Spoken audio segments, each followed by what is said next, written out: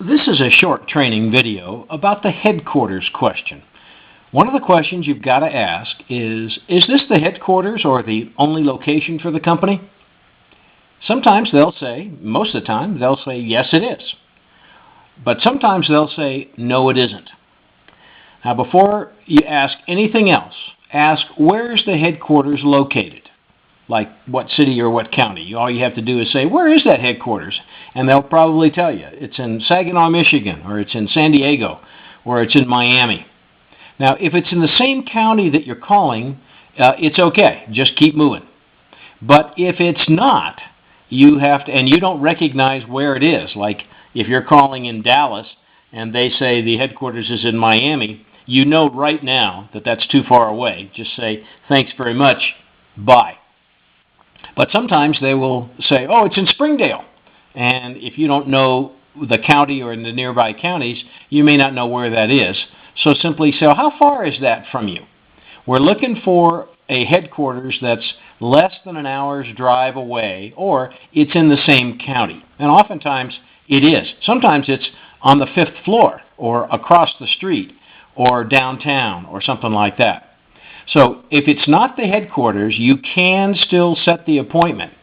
But the headquarters has to be close enough that the rep could go to it if he has to make a second sales call to pitch the headquarters people as well. So simply say, is this the headquarters? And if they say, no, it isn't, then say, well, where is headquarters?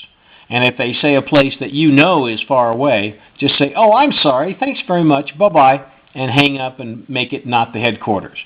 But if they say it's in another city and you don't know where that city is, then say, about how far away is that from you?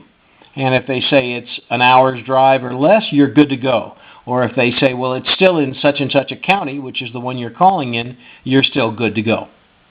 A related question like this is the number of employees. Now, the number of employees have to be the number of qualified employees year-round, non-union, not leased, or temporary.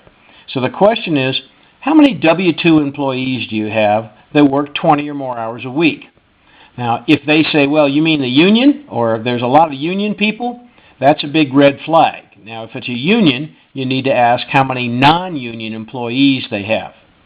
If they say something about the number of employees as of right now, or, well, it depends on the time of the year, or this time of the year we have so-and-so, or anything else that implies they might not be year-round, then you need to simply ask how many year-round employees they have. It's real simple. We get this a lot. You simply say, oh, I'm sorry, about how many do you have then that work year-round, W-2s, that work 20 or more hours a week year-round? That's the way to ask it. If we don't get it that clear, we may have to have you call it back and firm it up. And you never want to make a second call to a prospect if you don't have to.